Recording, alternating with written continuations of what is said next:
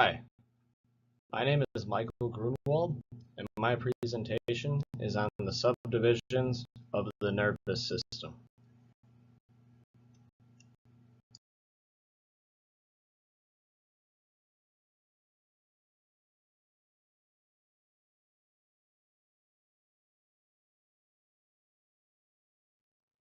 The nervous system is broken down into two major subdivisions. Those are the central nervous system and the peripheral nervous system. First, let's take a look at the central nervous system. The primary functions of the central nervous system are integrating sensory information received by the peripheral nervous system. It forms an impermeable membrane of capillaries in the nervous system, creating the blood-brain barrier, and coordinating conscious as well as unconscious activity.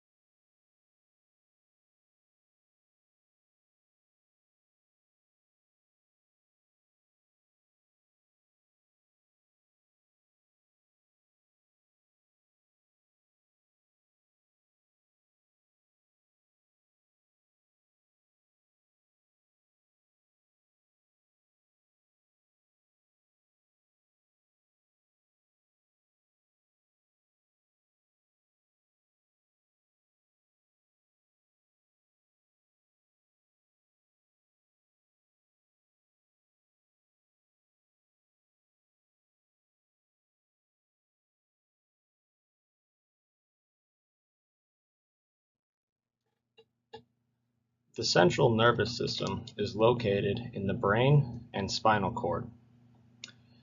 The central nervous system is surrounded by a cerebrospinal fluid, which creates a chemical environment beneficial for the nervous tissue, which also protects from physical damage.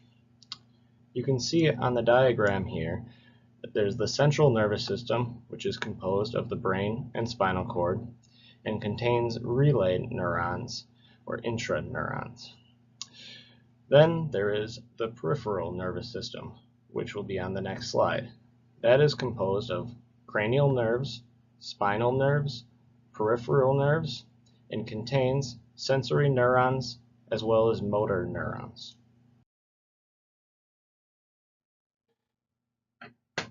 So now let's talk about the next subdivision of the nervous system, which is the peripheral nervous system.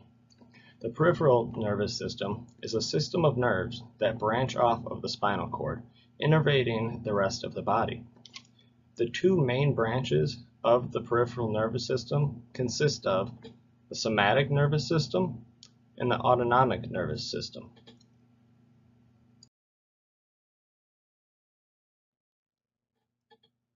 The peripheral nervous system allows us to explore the world via a number of senses. Senses are explored through 5 types of sensory receptors. The first type of sensory receptor are thermoreceptors. The second are photoreceptors. then chemoreceptors, followed by mechanoreceptors, and finally nociceptors.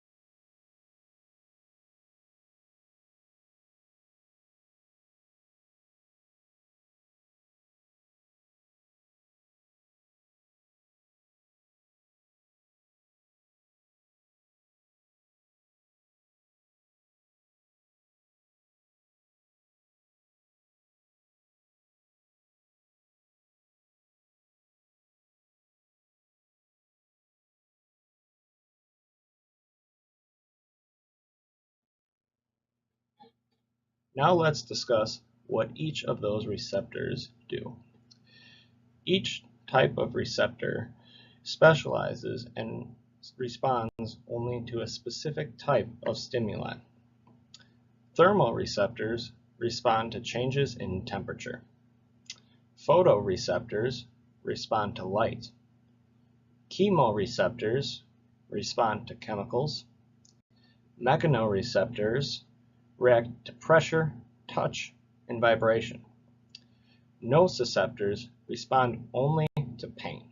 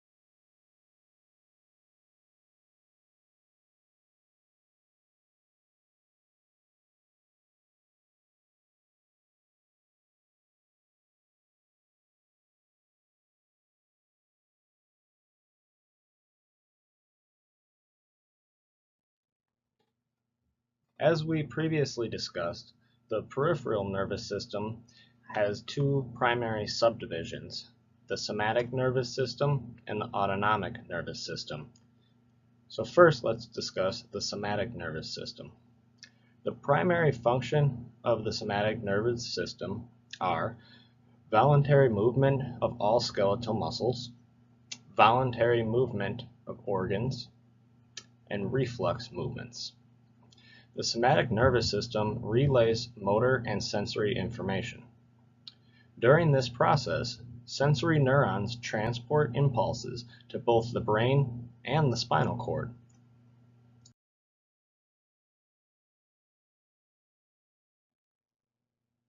Let's continue to discuss the somatic nervous system.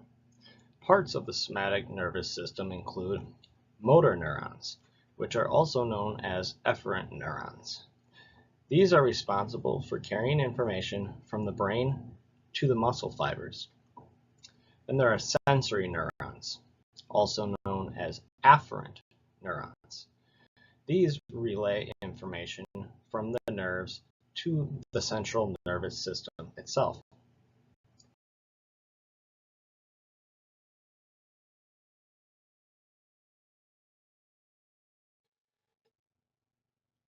So now let's discuss the other subdivision of the peripheral nervous system. We already discussed the somatic nervous system. Now it's time to talk about the autonomic nervous system. Functions of the autonomic nervous system include regulating functions of internal organs, controlling involuntary muscles such as smooth muscles as well as cardiac muscles. The effects of the autonomic nervous system are not consistent. They can vary due to the signals that your central nervous system is receiving. Let's continue to discuss the autonomic nervous system. Possible changes implemented by the autonomic nervous system are changing the body temperature, sending extra blood to specific areas, regulating your heart rate, and adjusting your stomach secretions. The autonomic nervous system is broken down into two primary subdivisions. These are the parasympathetic nerves and the sympathetic nerves. These two are polar opposites and have contradicting effects on the body. The parasympathetic nerves you can see in blue as they extend away from the body out into the targeted organs. The sympathetic nerves are concentrated towards the center, as you can see with the brain and the spinal cord. Some effects of the parasympathetic nerves are constricting pupils, stimulating saliva, constricting airways, slowing heartbeat, stimulating activity of the stomach, inhibiting the release of glucose, stimulating the gallbladder, stimulating activity of the intestines, contracting the bladder, promoting erection of genitals.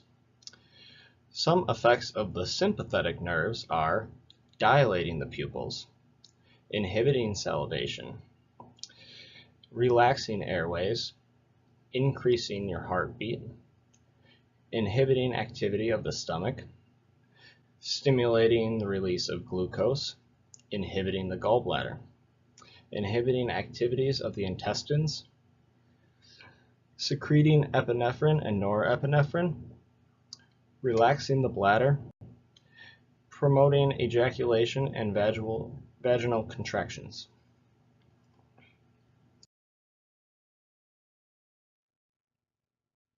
Here is an excellent video that I found online. This video does a great job at illustrating the effects and the anatomy and physiology of the autonomic nervous system. In a nutshell, your autonomic system is the branch of your peripheral nervous system that regulates the functions of your internal organs, like your heart and stomach, and also controls your smooth and cardiac muscles, and your glands. All things that you do not consciously control, so yes, you could say it has a lot of power over you. But the funny, or maybe confusing thing about this system is that its effects on your organs and muscles and glands are by no means consistent. Not at all. At any given moment, whether you happen to be totally relaxed or completely flipping your wig, your autonomic system is constantly making involuntary, fine-tuned adjustments to your body based on what signals your central nervous system is picking up. This could mean changing your body temperature, sending extra blood to a particular area, slowing your heartbeat, or tweaking your stomach secretions. Its effects change depending on the situation you're in, and also which part of your autonomic system is in charge at that moment. Because this weird little corner of your nervous system that keeps you alive is actually run by two competing interests. Two divisions that serve the same organs, but they create opposite effects in them, battling it out back and forth to either excite your body's functions or subdue them. One of them is dedicated to amping you up and preparing you for activity, that's your sympathetic nervous system, and the other one talks you down and effectively undoes what its foil did, and that is the parasympathetic nervous system. Together, they are what make your body experience stress, fear, relaxation, and defiance, courage and cowardice, panic and peace. If there's an epic novel going on in your body right now, it is probably being written by these two.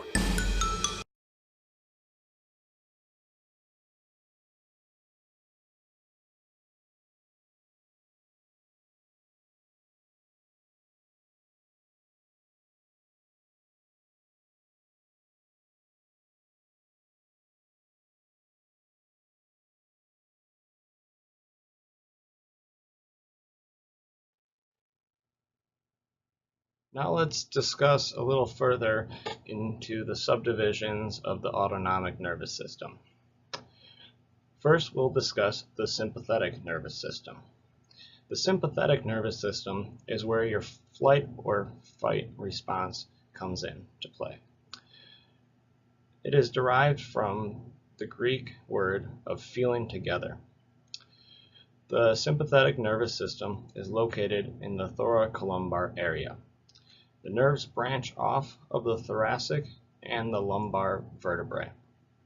The ganglia are located proximal to the spinal cord, allowing for quick response in fight or flight scenarios.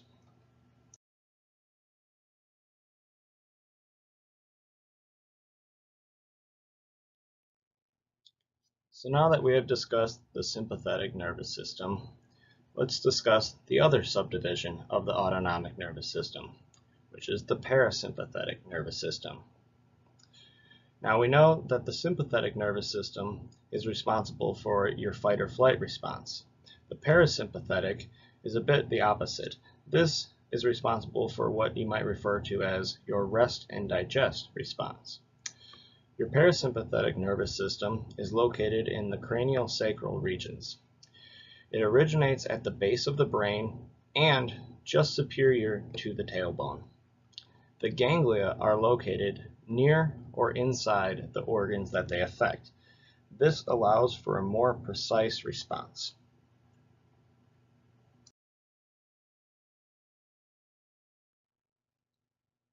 Here are the sources that I used for this presentation. I hope that you all enjoyed and that you found it to be informational. Thank you.